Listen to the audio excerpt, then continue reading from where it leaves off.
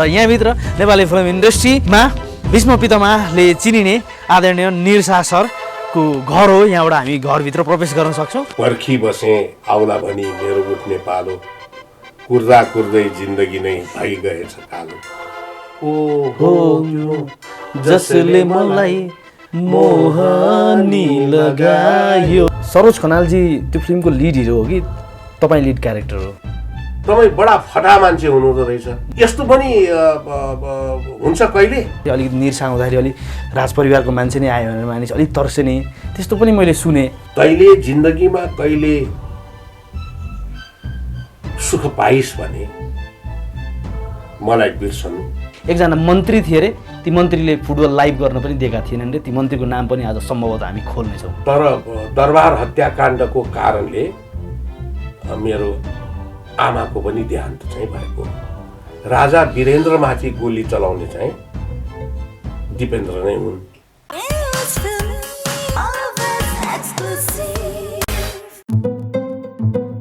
नमस्ते, news film हेरेर बसिराख्नुभएका सम्पूर्ण दर्शकहरूलाई विजयादशमी 2077 को शुभकामना दिन चाहन्छु। यो दृश्य अहिलेको सर्टमा देख्नुभयो, फेरि पनि म क्लोज यहाँहरूलाई ल्याउन चाहन्छु। र यो शिवचन्दन लेखिएको छ। यो आज विशेष गरी नेपाली फिल्म इन्डस्ट्रीका एकजना आदरणीय सिनियर व्यक्तित्वको घरमा म आइसकेको छु। यो काठमाडौँको बुढा नीलकण्ठ जाने बाटो गणेश चोकबाट अलिकति अगाडि इटली टार भन्ने ठाउँ आउँछ र इटली टारबाट केही मिटरको भित्र छिरिसकेपछि यसरी शिवचन्दन लेखिएको यो गेट आउँछ। यहाँ आउनुहोस्, यहाँ आउनुहोस्, म यहाँहरूलाई देखाउन चाहन्छु। यो गेट आउँछ, यो गेट दिउँसो खुल्लै रहन्छ र यहाँभित्र नेपाली फिल्म इन्डस्ट्रीमा भीष्म पितामहले चिनिने आदरणीय निरसा सरको घर हो। यहाँबाट हामी घरभित्र प्रवेश गर्न सक्छौँ। अनि एउटा सानो राम्रो ब्युटिफुल कुकुर पनि छ। यहाँनिर यो बगान जस्तो छ, लगभग 3.5 रो पनि क्षेत्रफलमा चाहिँ निरसा सरको चाहिँ यो घर बनेको छ। र यहाँहरूले देख्न सक्नुहुन्छ यो साह्रै राम्रो बिल्डिङ छ उहाँको। यो भिल्ला टाइपको बिल्डिङ छ। म यतापट्टि यहाँहरूलाई देखाउन चाहन्छु। र यतापट्टि पार्क छ, यतापट्टि पार्क छ। यहाँ धेरै जसो सेलिब्रेटीहरू आउँदाखेरि भेटघाट गर्ने ठाउँ, मिडिया पर्सनहरू आउँदाखेरि भेटघाट गर्ने ठाउँहरू चाहिँ यहाँ पार्क छ। अलिकति यो भर्खर वर्षा रेनी सिजन सिधेको कारणले अलिकति यो मेन्टेनेन्स भएको छैन। र यो घर देख्न सक्नुहुन्छ शिवचन्दन अर्थात् शिवजीका अत्यन्त प्रिय भक्त निरसा सरले चाहिँ यो 15 वर्ष अगाडि ज्ञानेश्वर स्थायी एरिया जहाँ जन्मिनुभयो, जहाँ हुर्किनुभयो, त्यो ठाउँ छोडेर चाहिँ यता सिफ्ट हुनुभयो 15 वर्ष अगाडि। र यहाँ आए सँगसँगै पशुपतिमा एकजना भेटेका व्यक्तिसँग चाहिँ उहाँको यो घर बैना गर्ने डिलिङ भयो। र डिलिङ भइसकेपछि चाहिँ यहाँ आए सँगसँगै उहाँले यो शिवचन्दन भनेर राख्नुभयो। र त्यस दिन संयोगवश उहाँको निधारमा पशुपतिको चन्दन पनि पोतिएको थियो। र आज म विशेष एउटा एपिसोडको साथ यहाँ आइसकेको छु। र निरसा सरको भित्र अफिसमा हामीलाई वेट गरेर बसिराख्नु भएको छ निरसा सर। अनि भित्र गइसकेपछि चाहिँ 2038-39 सालदेखिको यताको यात्रा, यो सेटेलाइट टेलिभिजनको यात्रा, यो टेलिभिजन कसरी चल्छ, फोन कसरी चल्छ, तपाईँले चलाउने मोबाइलको यो लोकेसन कसरी चल्छ, मौसम कसरी हेरिन्छ, यी सारा विषयमा चाहिँ नेपालमा आफ्नै सेटेलाइट किन भएन, सँगसँगै उहाँको व्यक्तिगत पारिवारिक जीवन र सँगसँगै दरबार हत्याकाण्ड 2058 साल ज्येष्ठ 19 गते शुक्रबारको त्यो रातको भोलिपल्ट उहाँले आफ्नो आमालाई पनि गुमाउनु भएको थियो। आज यी सारा प्रश्नहरू लिएर आइपुगिसकेको छु। Let's go.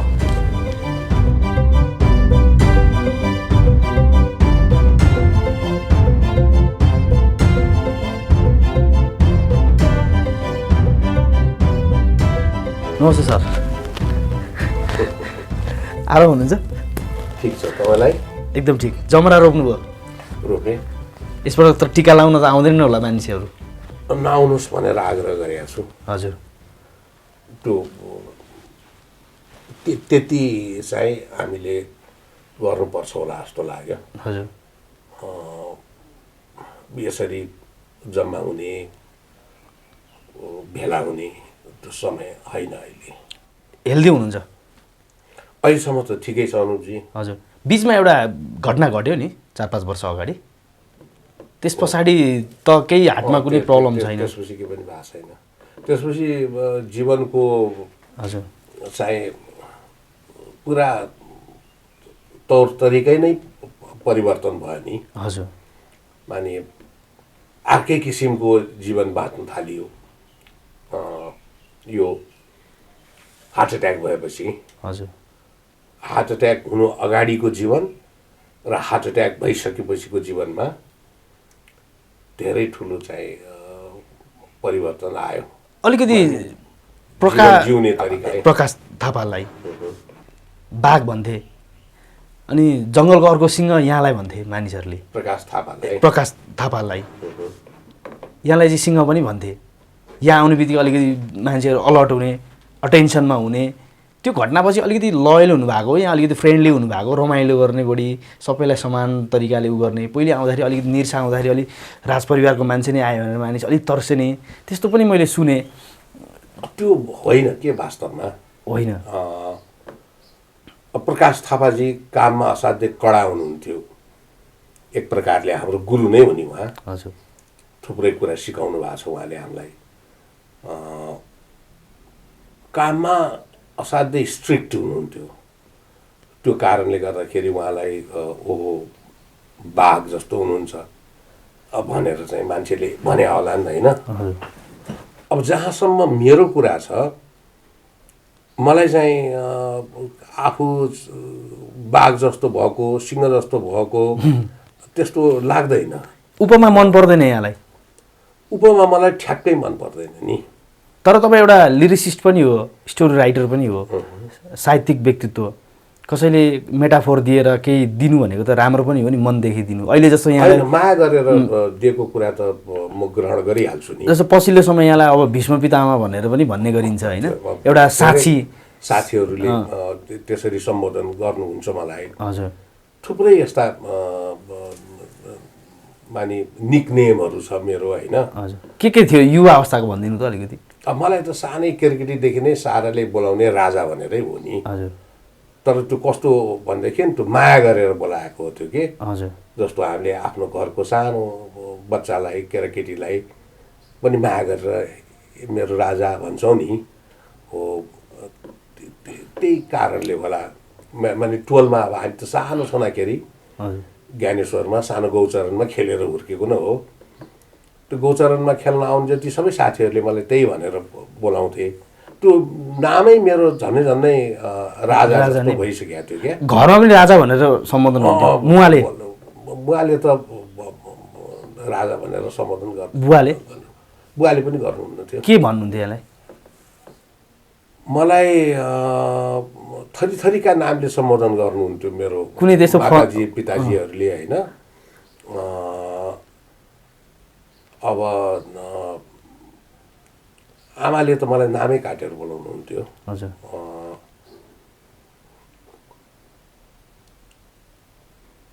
वास्तवमा के भनेर बोलाउनुहुन्थ्यो आमाले मलाई मैले त बिर्सेँ कि क्या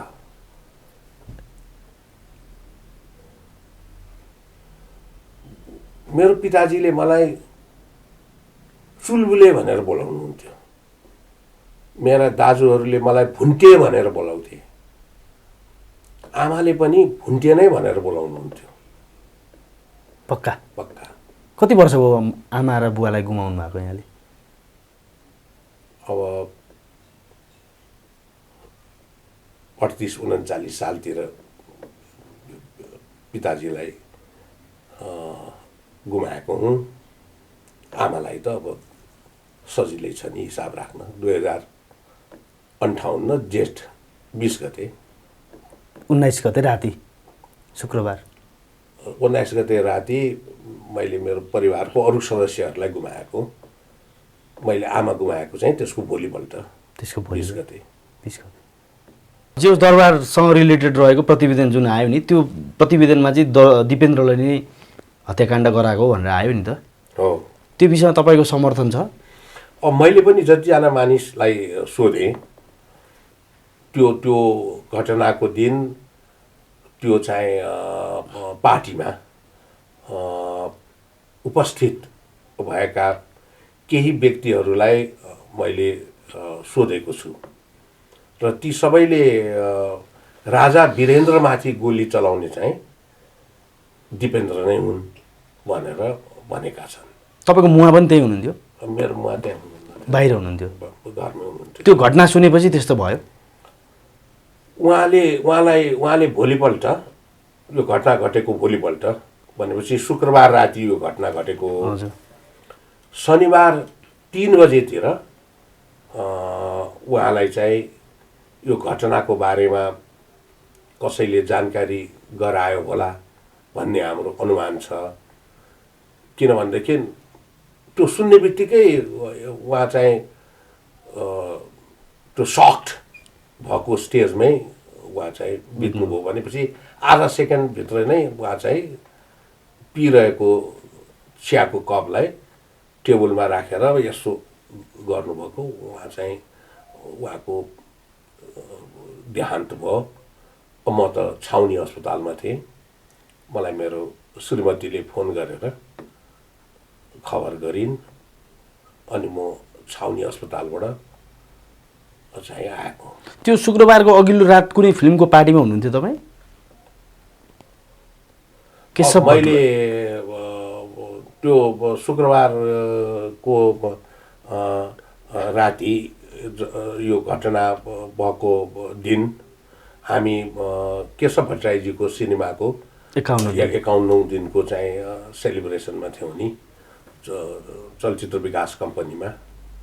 त्यहाँ भर्खर कार्यक्रम सकेर अनि खानपिनको तयारीमा हामी लागेका थियौँ। ओके, हामी अब अलिकति प्रसङ्गमा जोड्यो। यो पारिवारिक प्रसङ्ग हो। थोरै पछाडि पृष्ठभूमिमा मैले देखिरहेको छु रुद्रार्थ, यानि कि यहाँको छोरीको छोरा हो। कहाँ हुनुहुन्छ अहिले? अहिले दिल्लीमा हुनुहुन्छ। एकदमै प्रिय यहाँको।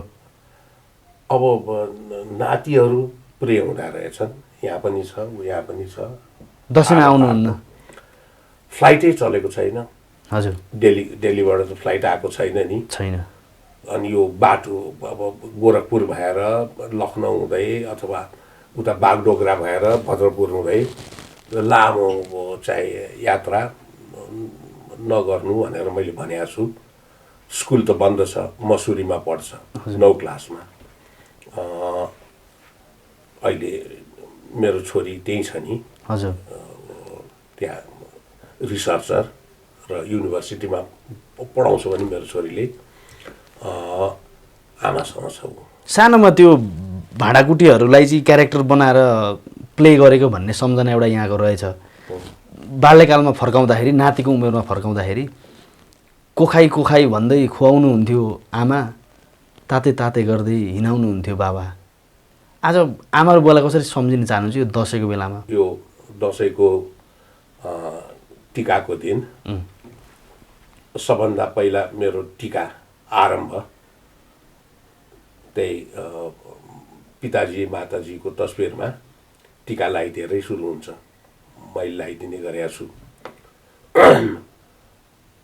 अहिले जहाँ म टिका लाउने गर्छु त्यहाँ जानुभयो भनेदेखि तपाईँले उहाँहरूको प्रशस्त फोटोहरू देखिहाल्नुहुन्छ होइन।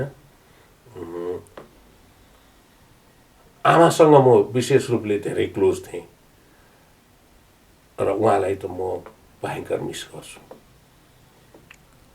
मानि आमा भन्ने चिज चाहिँ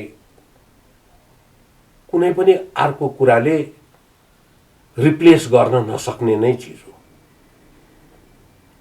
र अब हुन त अब आजसम्म उहाँ चाहिँ जीवित रहनुहुन्थ्यो कि हुन्न थियो,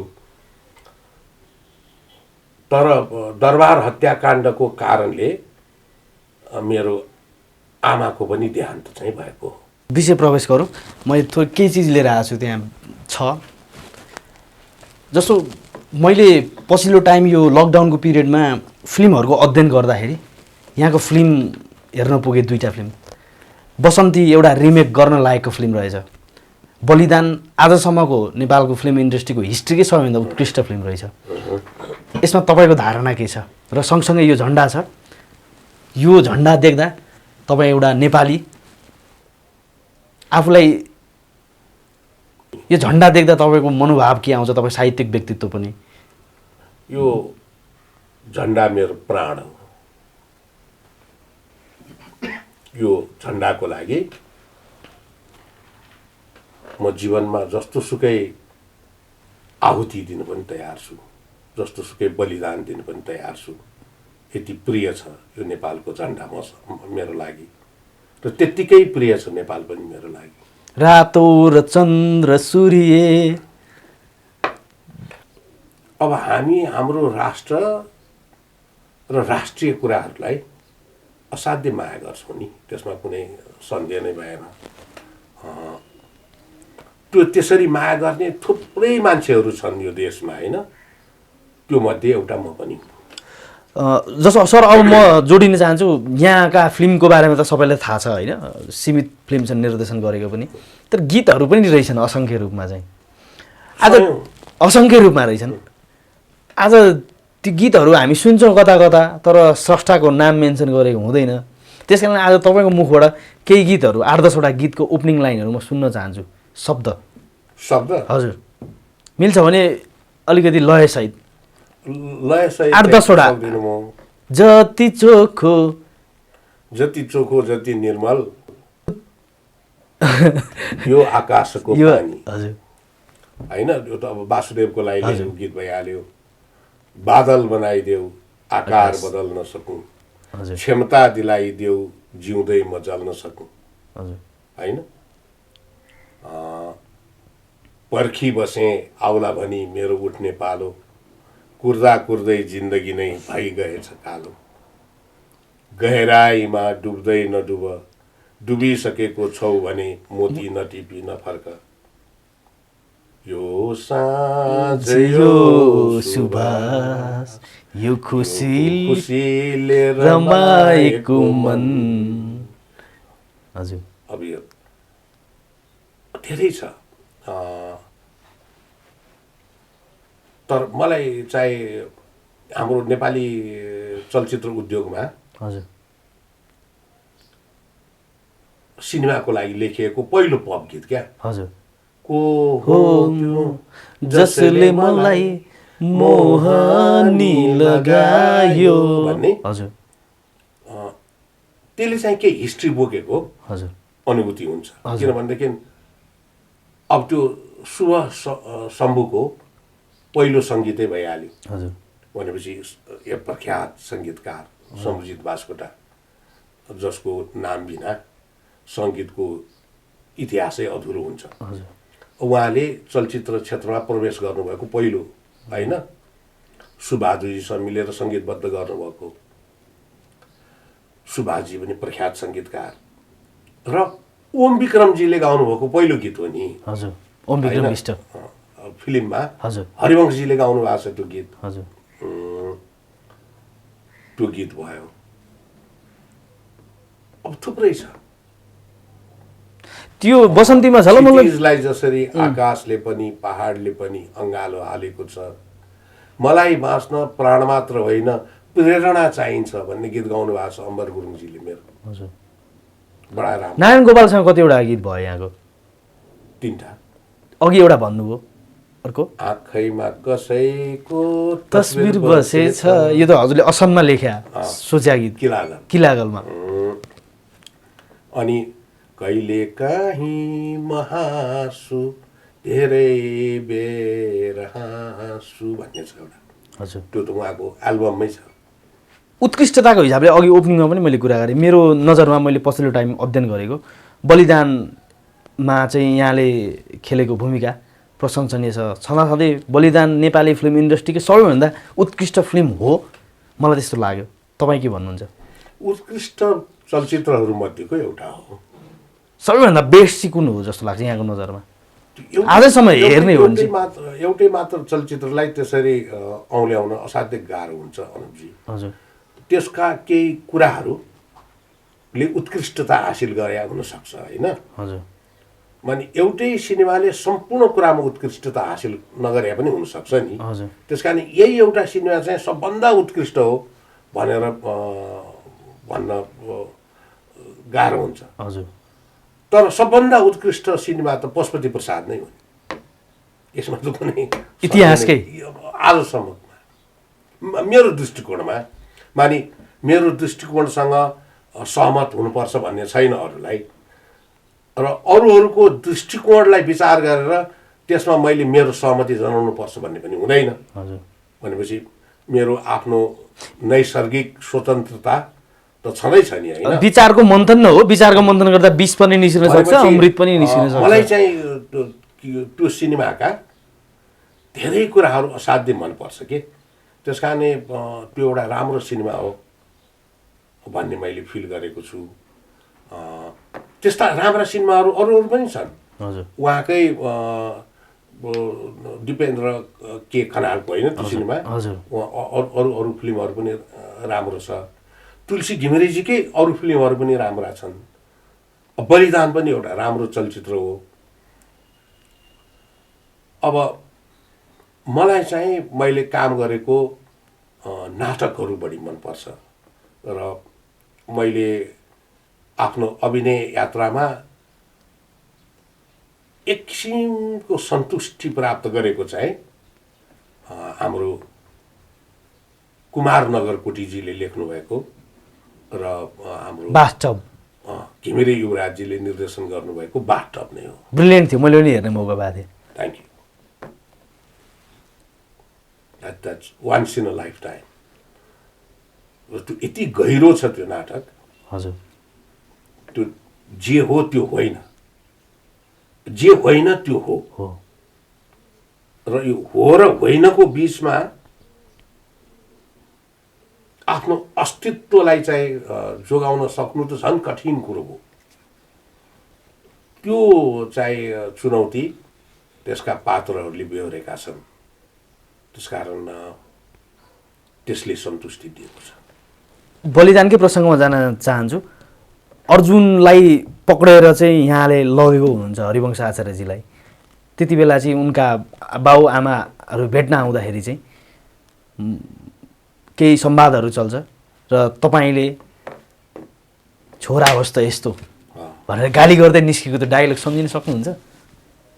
मानि सम्झन्छु नि, तर अब अहिले ठ्याक्कै नभए पनि त्यसको पारा भन्न गाह्रो हुन्छ। किनभनेदेखि हजुर त्यो सबै लाइन सम्झनु पर्छ होइन। फेरि अगाडि हरिवंशजी हुनु पर्यो नि त होइन। म त हरिवंश होइन। तपाईँ त अब त्यो पात्रमा हरिवंश चाहिएको सट्टा तपाईँ भइदिनु भएको भए त्यो किसिमको सिक्वेन्स जन्मिन्थ्यो कि जन्मिन्नथ्यो होला होइन। त्यस कारण त्यो हामीले त्यसरी गर्नु हुँदैन। जिन्दगीको कुनै बेस्ट डायलगहरू तपाईँलाई आइरहेछ कहिलेकाहीँ? त्यो हुन्छ नि आफ्नै फिल्म गरेको क्यारेक्टरको कुनै त्यस्तो सम्झना छ? मलाई एउटा चाहिँ किन छैन, मलाई त्यो प्रेमपिण्डको हजुर हेर उमेर भनेको केही रहेनछ, यी गालाहरू चोल्लिन थालेछन् भन्ने टाइपको डायलग छ एउटा। हजुर ऐना हेरेर एडविलले भन्ने असाध्यै सुन्दर डायलग हो त्यो। र चाहिँ त्यो सविता चाहिँ जाने बेला हजुर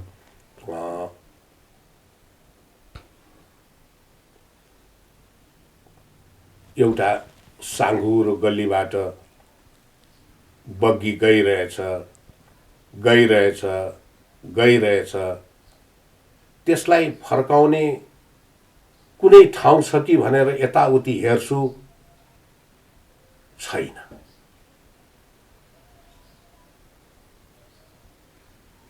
तैँले जिन्दगीमा कहिले सुख पाइस् भने मलाई बिर्सनु, मैले जिन्दगीमा कहिले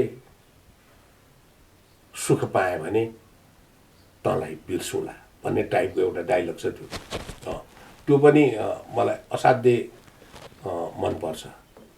तर यो अहिले मैले भन्दाखेरि बिगारिसकेँ।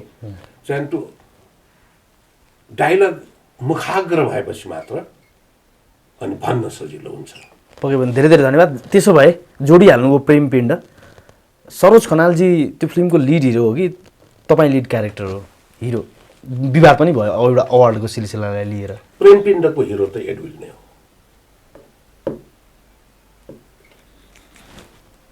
जहाँसम्म मलाई लाग्छ, मानि साहित्य पढ्दाखेरि नै प्रेमपिण्डको हिरो चाहिँ एडुलै देखिन्छ जतातिरबाट पनि।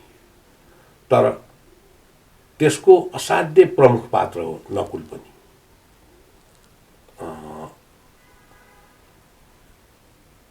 सरोजजीले पनि भन्नुभएको छ यो कुरा, भन्नुभएको छ।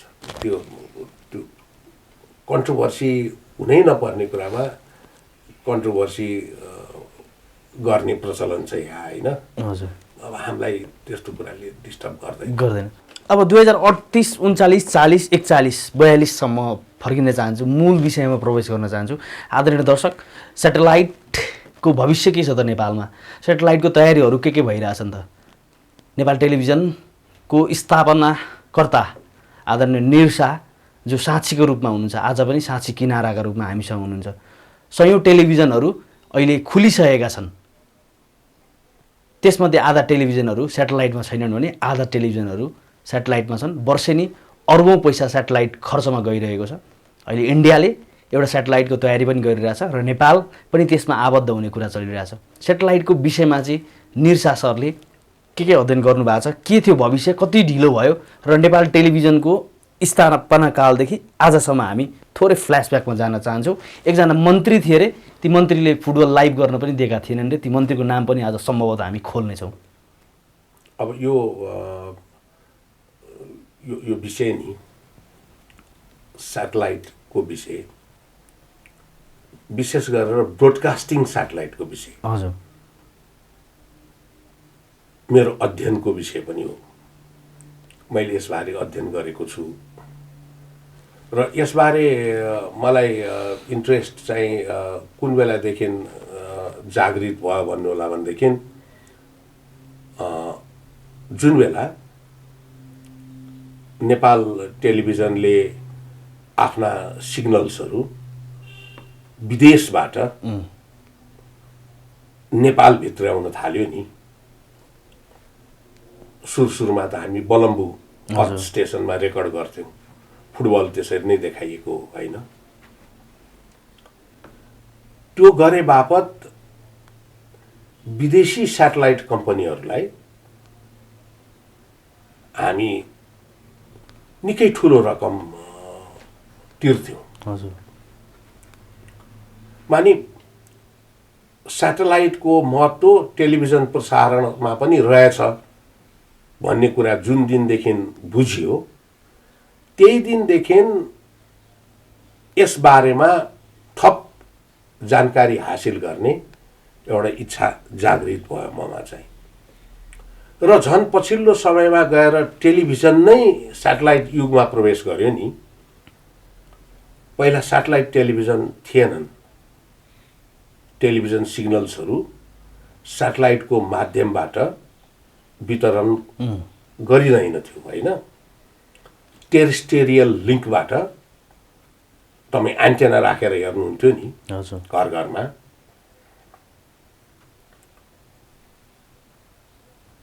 भनेपछि ट्रान्सनेसनल अथवा ट्रान्सकन्टिनेन्टल ट्रान्समिसन सुरु भएको थिएन। अन्तर्देशीय अथवा अन्तर्द्वीपीय चाहिँ प्रसारणको अवधारणाले नै जन्म लिएको थिएन। त्यो बेलामा नेपाल टेलिभिजन सुरु भएको हो। तर जब त्यो अवधारणाले जन्म लियो, त्यसपछि टेलिभिजनसँग सेटेलाइटको त एउटा अभिन्न सम्बन्ध गाँसियो।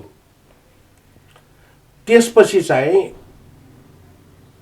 मैले पनि आफ्नो अनुसार यो अध्ययनको विषयलाई अलि तीव्रता दिएँ र धेरै कुरा पत्ता लगाउने कोसिस गरेँ। र एसिया पेसिफिक ब्रोडकास्टिङ युनियन भन्ने हाम्रो सबभन्दा यो एसिया पेसिफिकका ब्रोडकास्टिङ इन्स्टिट्युसन्सहरूलाई गभर्न गर्ने एउटा सङ्गठन छ। यो कति सालको कुरा? जस्तो 41-42 पश्चात यो तपाईँको 41-42 पश्चात नै हो। 43-44 साल, 44-45 सालतिरको कुरा, 50 भन्दा अगाडि हो। हजुर। र चाहिँ त्यसको विभिन्न प्लेटफर्ममा म असाध्य सक्रिय थिएँ। पछिल्लो कालखण्डमा त म त्यसको वरिष्ठ उपाध्यक्ष नै भएँ त्यो सङ्गठनको। र त्यसको सहकर्मी संस्था भनेको चाहिँ आइटियु हो, जसले टेलिकम्युनिकेसन गतिविधिहरूमाथि अनुगमन गर्छ होइन। आइटियुको मेम्बर हो नेपाल पनि, र एबियुको मेम्बर हो नेपाल पनि।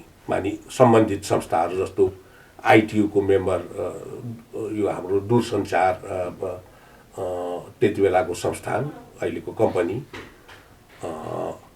एबियुको लागि नेपाल टेलिभिजन। त्यहाँ पनि अध्ययन गरिसकेपछि एउटा गजबको कुरा के पत्ता लाग्यो भन्नुहोला भनेदेखि, प्रत्येक राष्ट्रले जमिनमा चाहिँ जति टेरिटोरी ओगटेको छ नि, हजुर, त्यसको ठ्याक्कै माथिको चाहिँ अर्बिट जो हुन्छ नि, हजुर, त्यसमा पनि उसको चाहिँ स्वामित्व अधिकार चाहिँ उसले माग्न सक्दछ भन्ने कुराको जानकारी प्राप्त हो मलाई। भनेपछि झन् रोचक चाहिँ मोडमा मेरो अध्ययन पुग्यो र यो कुरालाई मैले तत्कालीन प्रशासकहरूसँग, तत्कालीन राजनैतिक व्यक्तित्वहरूसँग, सम्बन्धित सबैसँग एक हिसाबले अगाडि बढाए कुराकानीको प्रसङ्ग कि अब हामीले बिस्तारै यसबारे पनि सोच्नुपर्छ भनेर। त्यति नै बेला प्राइभेट सेक्टरको चाहिँ एउटा इन्टरप्रिन्योरसिपको आधारमा, प्राइभेट सेक्टरको चाहिँ गतिविधि, व्यापक गतिविधिको आधारमा कमर्सियल स्याटेलाइटहरू अर्बिट्समा देखा पर्न थाले। त्योभन्दा अगाडि त एउटा इन्टेलस्याट थियो जसलाई नेपालले प्रयोग गर्थ्यो, त्यो पनि दूरसञ्चार गतिविधिको लागि मात्र। र त्यही दूरसञ्चार गतिविधिका लागि प्रयोग गरिएको स्याटेलाइटको कुनै सम्बन्धित ट्रान्सपोन्डरबाट हामी हाम्रा सिग्नल्सहरू लिन्थ्यौँ होइन। पछि गएर 2045 को बिगिनिङतिर, विक्रम सम्वत 2045 को बिगिनिङतिर एसियास्याट भन्ने स्याटेलाइटको चाहिँ प्रक्षेपण भयो। यो कुन देशबाट भयो? यो प्रक्षेपण चाइनाबाट भयो। हजुर। तर त्यसका ओनरहरू चाहिँ मल्टिनेसनल थिए र विशेष गरेर हङकङका ठुला ठुला व्यापारीहरू यसमा संलग्न थिए। र हाम्रो मिडिया क्षेत्रको एकजना प्रख्यात चाहिँ व्यक्तित्व हुनुहुन्छ रुपर्ट मुर्डक भन्ने, उहाँको पनि कहीँ न कहीँ कुनै न कुनै रूपको केही न केही संलग्नता त्यसमा थियो भन्ने गरिन्छ। त्यो खोजको विषय छ होइन। अब त्यसको आफ्नै हिस्ट्री छ, त्यसको बारेमा लामो चर्चा गर्न सकिन्छ। त्यो मेरो अध्ययनको विषय भएर म चाहिँ त्यो मैले आफैले पनि धेरै अध्ययन गरेको छु त्यस विषयमा। र अझ रोचक तपाईँका लागि के हुन सक्छ भने नि, त्यही एसियास्याटको लन्चिङमा गएको दिन अब नेपालबाट म तत्कालीन सूचना तथा सञ्चार सचिव विष्णु प्रताप शाह र तत्कालीन दूरसञ्चार संस्थानका महाप्रबन्धक सुरेश कुमार पुडासैनी, हामी तीनजना चाहिँ त्यो स्याटेलाइट लन्चिङ समारोहमा चाइनामा आमन्त्रित थियौँ। र हामी त्यहाँ चाहिँ जानको लागि गभर्मेन्टसँग पर्मिसन लिएर उड्यौँ र हामी हङकङमा थियौँ। र त्यो हङकङ पुगेकै रात चाहिँ नेपालमा बहुदलीय प्रजातन्त्रको हजुर पुनर्स्थापना भएको हो भनेपछि 47 सालसम्म पुगेछौँ हामी त्यो त्यो त्यो त्यो 47 साल चैत कति गते भएको थियो नि हजुर त्यसको भोलिपल्ट राजा वीरेन्द्रसँग कृष्णप्रसाद भट्टराईजी राजा कृष्ण मैनालीजी अनि साहना प्रधानजीको एउटा प्रतिनिधिमण्डल गएर त्यहाँ भेटेको तस्बिर बारम्बार आउँछ नि हजुर त्यो म किन सम्झन्छु भन्नु होला भनेदेखि नेपाल टेलिभिजनको प्रमुखका रूपमा मलाई फिर्ता बोलाइयो भनेपछि म हङकङबाट फिर्ता आएँ हजुर सचिवज्यू र पुडासैनीजी चाहिँ त्यहाँ भाग लिन जानुभयो त्यो एसिया साटको हिस्ट्री यसरी रिलेटेड छ र यो एसिया साट आउने बेलामै नेपालले आफ्नो सेटेलाइट सम्बन्धी अवधारणालाई अगाडि सारिसक्नु पर्ने थियो हजुर यसकारण म यो प्रसङ्ग उल्लेख गरिरहेको छु बुझ्नु भएन तत्पश्चात पनि उपलब्धिपूर्ण चाहिँ हाम्रो चाहिँ अन्तर्क्रिया हुन सकेन कसैसँग पनि यी दोष मन्त्रीहरूको हो कि होइन अब यसलाई म त्यति बेला चाहिँ राजाहरूकै हो अझ त्यसरी अनि यो कसरी भयो भन्नुलाई भने अब त्यो भयो त्यो व्यवस्थै परिवर्तन भयो सो त यसबारे अब समय दिइराख्नका लागि त्यो त्यो नयाँ सन्दर्भमा त्यो गाह्रो पनि थियो होला पछि माओवादी द्वन्द्व पनि सुरु भयो होइन बीचमा होइन ओझलमा पर्यो यो हजुर पछि झलनाथ खनालजी जब चाहिँ सूचना तथा सञ्चार मन्त्री भएर आउनुभयो मैले टेलिभिजन छोडिसकेको थिएँ हजुर तर एउटा विज्ञका रूपमा उहाँले चाहिँ केही छलफल गर्न त्यो सेक्टरका विज्ञहरूसँग छलफलको क्रम अगाडि बढाउनु भएको थियो र मलाई पनि उहाँले छलफलकै लागि बोलाउनु भएको थियो र यही सुरुदेखि थुप्रै सञ्चार मन्त्री र थुप्रै सञ्चार सचिव थुप्रै चाहिँ उच्च पदस्थ व्यक्तिहरूलाई मैले भनिरहेको कुरा मैले चाहिँ झलनाथजीलाई पनि दोहोऱ्याएँ यही कुरा भने मैले हाम्रो भूभागमाथिको टेरिटोरियल हामीले अर्थ स्पेस जुन माथि छ अकुपाई गरेका छौँ त्यसको ठ्याक्कै माथिको अर्बिट हजुर स्पेसको अर्बिट हजुर त्यो ठाउँमा पनि हाम्रो चाहिँ क्लेम लाग्छ है र त्यो 60+ डिग्री इस्ट हजुर भन्ने ठाउँमा छ बुझ्नु हो जहाँ समय लाग्छ अब अहिले धेरै भयो लामो समय भयो मैले यसबारे अध्ययन गरेको यसबारे हामीले कुरा उठाउनुपर्छ भनेर मैले उहाँलाई ब्रिफ गरेँ एउटा सञ्चार विज्ञको हैसियतले र उहाँले असाध्यै सिरियसली लिनुभयो यो कुरालाई त्यस कारण मैले सम्झने सञ्चार मन्त्री मध्ये एकजना सञ्चार मन्त्री उहाँ पनि हो र पहिलोचोटि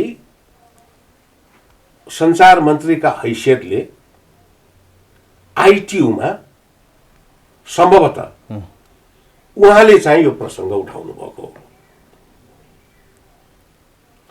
त्यसपछि त्यो अर्बिटमाथि स्याटेलाइट राख्नका लागि थुप्रै चाहिँ देशहरूको प्रस्ताव परेको रहेछ त्यो रोकियो र 10 वर्षको समय आइटियुले नेपाललाई दियो पनि ल तिम्रो हक लाग्छ पहिलो प्राथमिकता तिमीले नै पाउँछौ तर त्यो काम तिमीले 10 वर्षभित्र गरिसक्नुपर्छ यदि 10 वर्षभित्र गर्न सकेनौ भने हामी चाहिँ टु स्पेस अरूका लागि पनि ओपन अप चाहिँ गर्न सक्छौँ भन्छ हाम्रो आकाश बेचिने भयो गर्नुपर्ने हुन सक्छ हजुर भनेर चाहिँ उहाँहरूले चाहिँ भन्नुभयो योसँगै जोडिएको अर्को इन्ट्रेस्टिङ केस के छ भने एउटा अफ्रिकन राष्ट्र टोगो भन्ने माथि पनि यस्तै किसिमको चाहिँ हस्तक्षेप केस भएको रहेछ। हजुर तर टोगोले चाहिँ त्यो आफू माथिको चाहिँ अर्बिटलाई भाडामा दिएर भए पनि कमाइ चाहिँ गरिरहेको रहेछ होइन। त स्याटेलाइट्सहरू कमर्सियल लेभलमा चाहिँ प्रक्षेपित हुनुभन्दा अगाडि अथवा अस्तित्वमा आउनुभन्दा अगाडि नै एउटा राम्रो किसिमको वातावरण प्राप्त भएको भए नेपालले त्यो क्षेत्रमा पनि लिड गर्न सक्ने सम्भावना चाहिँ थियो, किनभने स्पेस खाली थियो। अब त्यसपछिको इतिहास चाहिँ हजुर मलाई थाहा छैन। हाम्रो स्पेस अझै पनि खाली छ, युज भाडामा दिएछ। यो कुरामा चाहिँ भूतपूर्व अब सञ्चार मन्त्रीका हैसियतले जुन कन्ट्रिब्युट गर्नुभयो झलनाथ खनालजीले, त्यसको लागि हामी त्यो क्षेत्रमा संलग्न व्यक्तिहरूले उहाँलाई धन्यवाद दिनु, हृदय खोलेर धन्यवाद दिनुपर्छ होइन। अड्यो समय पायौँ नि हामीले, हजुर, तर त्यो दिएको समयभित्र पनि हामीले चाहिँ केही पनि गर्न सकेनौँ र यो अलमोस्ट झन्नै हाम्रो हातबाट गइसकेको अवस्था आइसकेपछि अनि यो कुरा चाहिँ फेरि छलफलमा आउन थाल्या हो र अहिले त्यो अर्बिट हामीले चाहे बमोजिम खाली छैन। त्यहाँ हाम्रै मित्र राष्ट्रको पनि अरू ठाउँको पनि र हाम्रै पनि 80 किलोग्रामको एउटा सेटेलाइट विभिन्न किसिमको चाहिँ त्यसलाई पनि त्यो अर्बिट दियो कि दिएन म भन्न सक्दिनँ होइन। त्यो त न्यानो स्याटेलाइट हो, त्यो न्यानो स्याटेलाइटबाट हुने कुरा पनि होइन। नेपाल स्याटेलाइट हुनु पर्यो कि, किनभनेदेखि त्यो स्पेस त जस्तो तपाईँले अघि नै भन्नुभयो एउटा प्रस्ताव छ भनेर, त्यो तपाईँले भन्नुभएको प्रस्ताव भनेको सार्क स्याटेलाइट हो। भारतका प्रधानमन्त्रीज्यूले एउटा प्रस्ताव के राख्नुभएको छ भने हामी सार्क राष्ट्रको चाहिँ उपयोगितालाई ध्यानमा राखेर सार्क स्याटेलाइटको चाहिँ अवधारणालाई अगाडि बढाउँ र त्यसले सबै सार्क मुलुकहरूलाई चाहिँ सर्भ गर्नेछ अथवा त्यसको मानि स्याटेलाइटको प्रयोजन त खालि ब्रोडकास्टिङको लागि मात्र भएन। मैले पो त म प्रसारण चाहिँ व्यवस्थापनसँग सम्बन्धित मान्छे भएको कारणले गर्दाखेरि प्रसारण सम्बन्धित स्याटेलाइटको मात्र अध्ययन गरेँ होइन। त्यो त अब जलवायु विज्ञानसँग पनि रिलेटेड छ, त्यो अब दूरसञ्चारसँग रिलेटेड हुने नै भयो होइन। स्पाई स्याटेलाइटहरू छन् यति धेरै, कसले कहाँ के खोजी। अब अहिले टोपोग्राफिकल सर्वेको लागि त्यो प्रयोग भइरहेको छ। गुगल म्याप तपाईँ हेर्नुहुन्न, हजुर, नेभिगेसनका लागि बहुआयामिक चाहिँ उद्देश्यका लागि स्याटेलाइट प्रयोग भएको छ नि। त त्यो अर्बिट अलरेडी असाध्यै कन्जेस्टेड भइसकेको छ कि, जग्गा किनेर राखे जस्तो कुरो भयो। यहीँनिर एउटा रोचक तथ्य के छ भने नि, यो कुनै न कुनै बेला पछि गएर त्यो अर्बिटको कुरा उठ्छ भनेपछि पछि त्यो अर्बिटलाई अकुपाई गर्ने समय आयो भनेदेखि हाम्रो केही न केही प्रोभिजन हामीले यसबारे विचार गरेका छौँ है त भनेर भन्न सजिलो हुन्छ भनेर त्यो एसिया स्याटको एउटा ट्रान्सपोन्डर, एउटा एसिया स्याटको एउटा ट्रान्सपोन्डर भनेको त्यो अहिले अर्बौंको कुरा भयो, बुझ्नु भएन।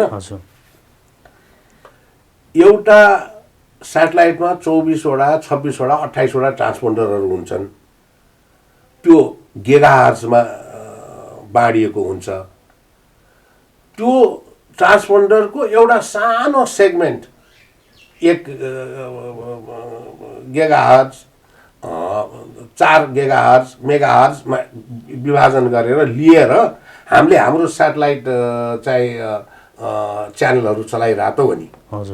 त्यसको सानो एउटा सेगमेन्ट लिएर, एउटा ट्रान्सपोन्डरको एउटा सानो सेगमेन्ट लिएर तर हामीले त्यो त होल ट्रान्सपन्डरै हजुर बुक गरेका थियौँ।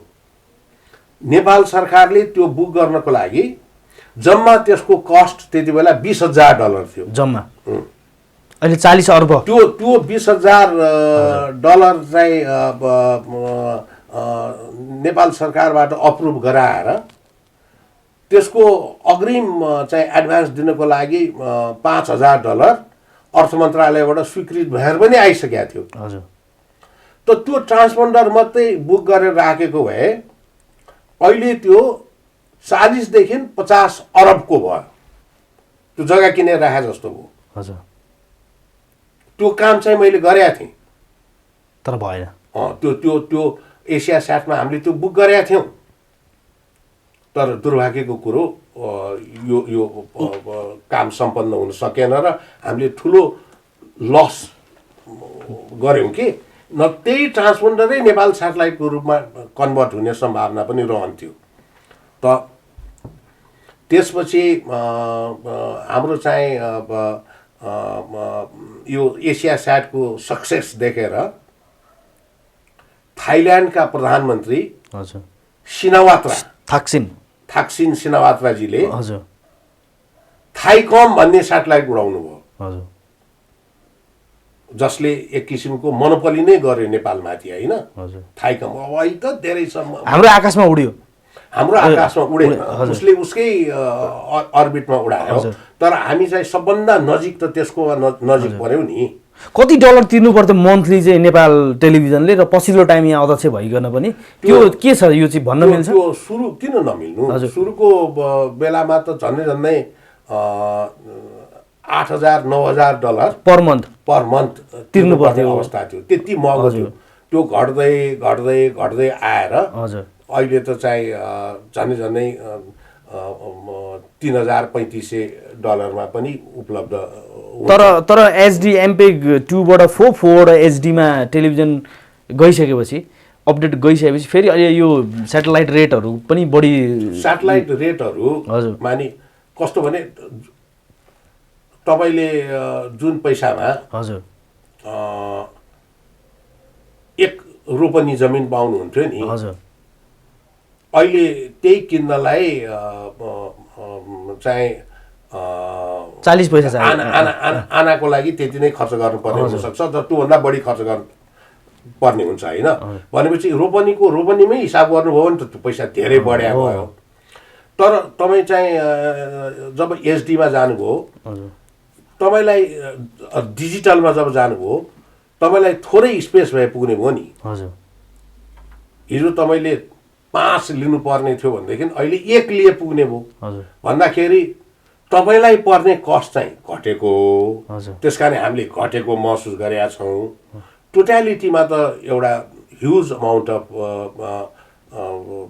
पैसा त्यसमा इन्भल्भ भएर बसेकै छैन।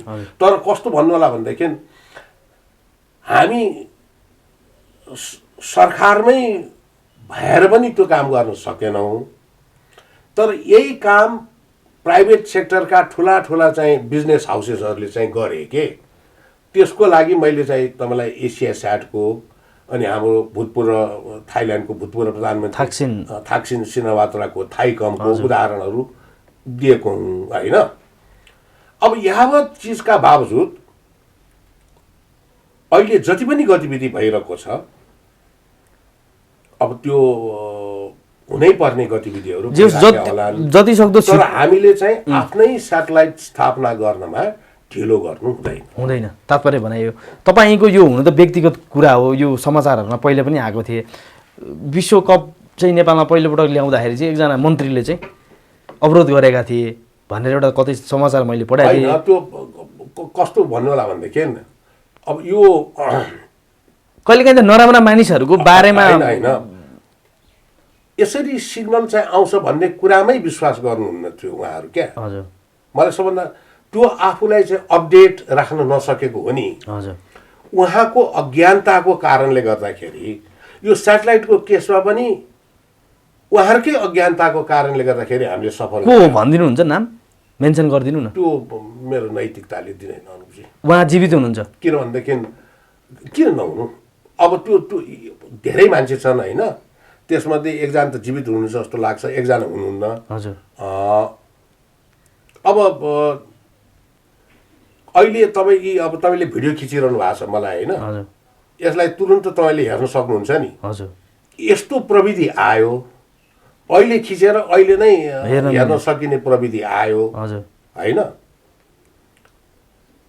यसमा हामीले सिनेमा बनाउन थाल्यौँ भनेदेखि हामीलाई सस्तो पर्छ हजुर भनेपछि यस्तोमा पनि सिनेमा बनाउन पाइने एउटा निर्णय मात्रै गरिदिनुहोस् भनेर एकजना मन्त्रीज्यूलाई भन्न जाँदा तपाईँ बडा फटा मान्छे हुनुहुँदो रहेछ निर्साजी निरसाजी। यस्तो पनि हुन्छ कहिले? तपाईँ यस्तो गफ बाहिर सडकमा गएर गर्नुहोस्, यहाँ मेरो ओइलतिर आएर नगर्नुहोस् भनेर उहाँले मलाई उहाँको अफिसबाट निकालेर पठाउनु भएको छ। ओहो र त्यो बेला कुरा गर्न जो मान्छे मसँग जानुभएको थियो उहाँ पनि हुनुहुन्छ, हजुर त्यो भन्ने मन्त्री पनि हुनुहुन्छ अझै। अहिले पछिल्लो टाइम पनि मन्त्री भइराख्नु भएको छ उहाँ। अहिले हुनु भएको छैन, तर कतै के हुनुहुन्छ मलाई थाहा छैन। तर त्यो त्यो भिडियोमा चाहिँ सिनेमा खिच्ने प्रसङ्गको कुरा है।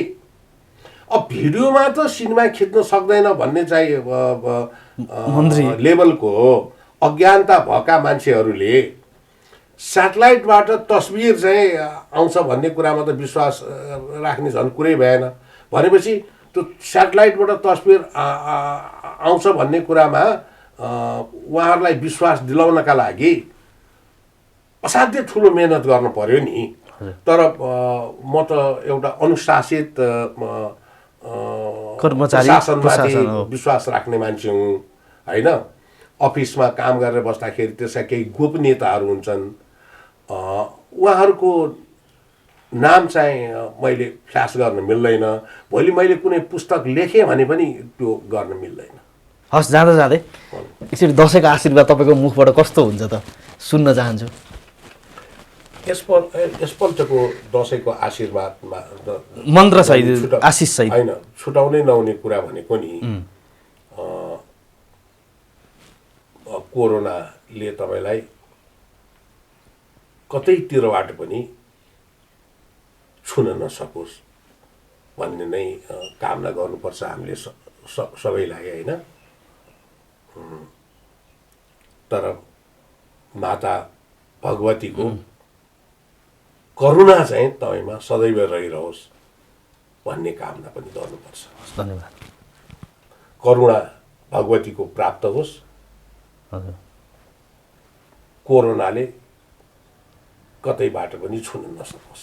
धन्यवाद यहाँको समयको लागि। Happy Dashain. Same to you.